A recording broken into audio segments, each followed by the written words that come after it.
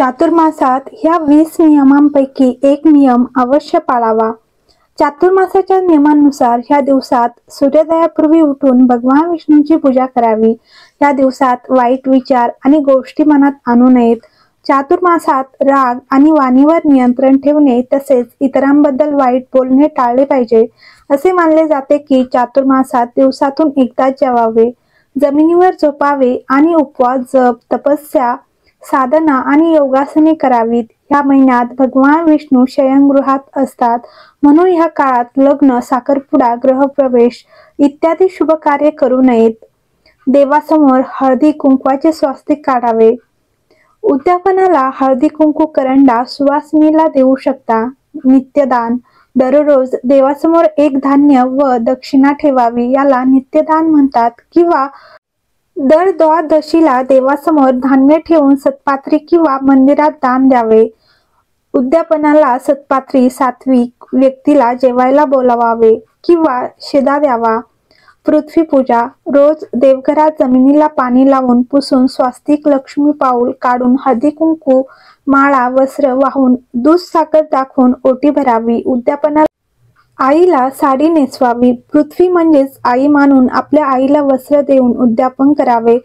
समुद्र वसने देवी श्लोक म्हणत पूजा करावी. तुळशीमध्ये श्री बाळकृष्ण ठेवून जोडीने पूजा करावी व परत देवघरात आणून ठेवावे. यास दाम्पत्य पूजा म्हणतात. दररोज करावे. उद्यापनाला यथानुशक्ती वस्त्र देऊन मिळून जेवू घालू शकता. पंचामृताने अभिषेक: श्रीकृष्णाला रोज पूजा अभिषेक करावे किंवा दर द्वादशीला पंचामृत घालून पूजा करून मध, तूप, दूध, दही, साखर दान करावे किंवा लोण्यात कृष्ण ठेवून पूजा करून लोणी दान करावे. दर द्वादशीला सुवासिनीला विडा, दक्षिणा, दूध, गजरा देऊन ओटी भरावी किंवा दर द्वादशीला सुवासिनींना बांगड्या भराव्या किंवा दर द्वादशीला साडी, सुपवान द्यावे. दर द्वादशीला तुळशीला सर्व अलंकार, नथ, जोडवे, बांगड्या, मंगळसूत्र घालून ओटी भरावी. पूजा करून उद्यापनाला तेच दान करावे. तुळशीपत्र अर्चन: दर एकादशीला देवाला 108 1008 तुळशी अर्चन करू शकता. म्हणजे 24 किंवा 108 किंवा 1008 तुळशीपत्र अर्पण करणे. दर महिना पंचामृतातील एक घटक सोडवावे, जसे की प्रथम महिन्यात दूध, नंतर दही, नंतर तूप आणि शेवटी मध, साखर आणि ते शेवटी दान करायचे. पारिजात किंवा इतर सुवासिक लक्ष 1000 फुले भगवान विष्णूंना अर्पण करू शकता. गौपूजन: रोज किंवा द्वादशीला गायीची पूजा करा. गाय उपलब्ध नसेल तर चांदीच्या गायीची करावी. गोग्रास द्यावे. उद्यापनाला यथानुशक्ती गोदान करावे. शिदादान: दर द्वादशीला देवासमोर शिदा काढून ठेवावे व संकल्प करून सत्पात्री द्यावे.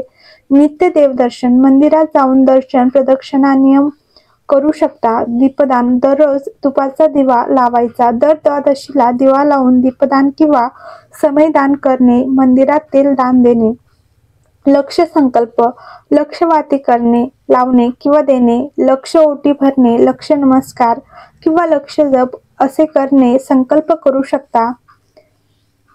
पुण्यवृक्ष अर्चन: दररोज तुळशीला औदुंबर, बेल, आवळा प्रदक्षिणा 11, 21 किंवा 108 असे घालू शकतात. तुळशी पूजा तबकदान: म्हणजे तुळशी पूजेला ज्या वस्तू नेतो त्या वस्तू दान द्यावे. हे दर द्वादशी किंवा एकदा करू शकता. निरंजन, कलश, करंडा, पूजेचे सामान वगैरे. गुप्तदान: या 4 महिन्यातील द्वादशीला एका वाटीत तांदूळ ठेवून त्यामध्ये काहीतरी मोती, पोवळे, सोने, चांदी किंवा पैसे, कॉईन अथवा नोट लपवून गुप्त ठेवून संकल्प करून देवाला दाखवून दान द्यावे. देणाऱ्याला काय दिले हे सांगू नये. सुवासिनीला साडी किंवा अलंकारादी वस्तू इत्यादी दान करू शकता. तुमच्या क्षमतेनुसार दान करा. 4 महिन्यात विवाह समारंभ, गृहप्रवेश इत्यादी सर्व शुभ कार्य निषिद्ध मानले जातात. सदर 4 महिन्यात केस आणि दाढी कापू नये. ह्या 4 महिन्यात राग, मत्सर, खोटे बोलणे, अभिमान इत्यादी भावनिक विकार टाळता येतात. ह्या 4 महिन्यात निरर्थक गप्पा, मनोरंजन इत्यादी गोष्टी सोडून द्याव्या. बहुतेक वेळा गप्प राहा. संतांसोबत सत्संगाचा लाभ घ्या. दररोज संध्याकाळची प्रार्थना करा. दररोज भगवान विष्णूचे ध्यान करा. संत योग, तप आणि ध्यान करतात तर सामान्य लोक भक्ती आणि ध्यान करतात. पवित्र धागा घाला किंवा नूतनीकरण करा. उपवास मोडू नये. जर तुम्ही नियमांचे पालन करू शकत असाल तरच तुम्ही चातुर्मास साजरा करावा. भगवान विष्णू सोबत ते लक्ष्मी, शिव, पार्वती, गणेश, पितृदेव, श्रीकृष्ण, राधा आणि रुक्मिणी यांची पूजा करतात. पूजेमध्ये पवित्रता आणि सात्विकतेला विशेष महत्त्व आहे. ह्या दिवशी सकाळी स्नान आणि ध्यान केल्यानंतर भक्त देवांचे स्मरण करतात आणि उपवास करतात आणि स्तोत्रे करतात आणि देवाची पूजा करतात. तुमची दैनंदिन कामे पूर्ण केल्यानंतर तुमच्या आवडत्या देवतेची किंवा तुम्ही ज्या देवांची पूजा करत आहात त्यांची मूर्ती किंवा चित्र लाल किंवा पिवळ्या कापडाने झाकलेल्या लाकडी फळीवर ठेवा. मूर्तीला अंघोळ घाला आणि जर चित्र असेल तर ते पूर्णपणे स्वच्छ करा. पूजेदरम्यान देवतांसमोर धूप आणि दिवे लावावेत. देवांसाठी लावलेला दिवा कधीही स्वतःहून विझू नये. नंतर देवतांच्या कपाळावर हळद, कुंकू, चंदन आणि तांदूळ लावा. नंतर त्यांना हार आणि फुले अर्पण करा.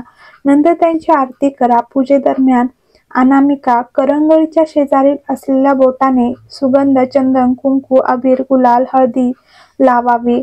पूजा केल्यानंतर प्रसाद किंवा नैवेद्य अर्पण करा. नैवेद्यात मिरपूड आणि तेल वापरले जात नाही हे लक्षात ठेवा. प्रत्येक ताटावर तुळशीचे पान ठेवले जाते.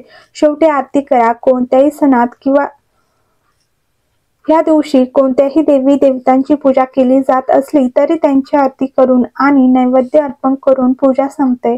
जेव्हा जेव्हा घरी किंवा मंदिरात कोणतीही विशेष पूजा केली जाते तेव्हा इष्ट देवतांसोबत स्वास्तिक, कलश, नवग्रह देवता, पंच, लोकपाल, षोडश मातृका, सप्तमातृका यांची पूजा देखील केली जाते. परंतु सविस्तर पूजा फक्त पंडितच करतात.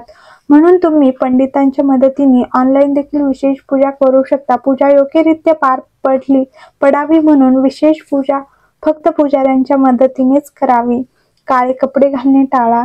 चातुर्मासात काळे किंवा निळे रंगाचे कपडे घालणे टाळावे कारण पूजेमध्ये काळा आणि निळा रंग निषिद्ध आहे. तसेच काळे आणि निळे कपडे सोडून दिल्याने तुमच्या मनात भक्तीची भावना निर्माण होते आणि तुम्हाला प्रार्थना करावीशी वाटते. तर चातुर्मासात मातीची भांडी वापरावीत. चातुर्मासात धातूची भांडी वापरू नयेत. शक्य असल्यास पलशपत्र, मदरपत्र किंवा वडाच्या पानांपासून बनवलेल्या प्लेटमध्ये जेवण खा. तसेच जर तुम्ही हे वापरू शकत नसाल तर तुम्ही मातीची भांडी वापरू शकता. शास्त्रानुसार चातुर्मासात व्यक्तीने दूध आणि फळांचे सेवन करावे. असे केल्याने त्याला शाश्वत पुण्य प्राप्त होते. ब्रह्मचर्य पाळले पाहिजे. शास्त्रानुसार व्यक्तीने 4 महिने ब्रह्मचर्य पाळले पाहिजे. तसेच मन परमेश्वराच्या स्तोत्रावर आणि भक्तिगीतावर केंद्रित केले पाहिजे. असे केल्याने व्यक्तीला सर्व पापांपासून मुक्तता मिळते. शिवाय जो व्यक्ती चातुर्मासात भक्तीने आणि प्रयत्नाने आपल्या आवडत्या गोष्टीचा त्याग करतो त्याला त्या गोष्टी शाश्वत स्वरूपात परत मिळतात. चातुर्मासात शुभ कार्य करू नये. विष्णू पुराणानुसार चातुर्मासात तुळशीची पाने तोडू नयेत. असे मानले जाते की तुळशीचा संबंध भगवान विष्णूशी आहे. तुळशीचा अपमान करू नये. देव स्वतः रागवतो. चातुर्मासात कोणतेही शुभ कार्य करण्यास मनाई आहे. चातुर्मासात पिंपळाचे झाड लावावे तसेच त्याची दररोज पूजा केली पाहिजे.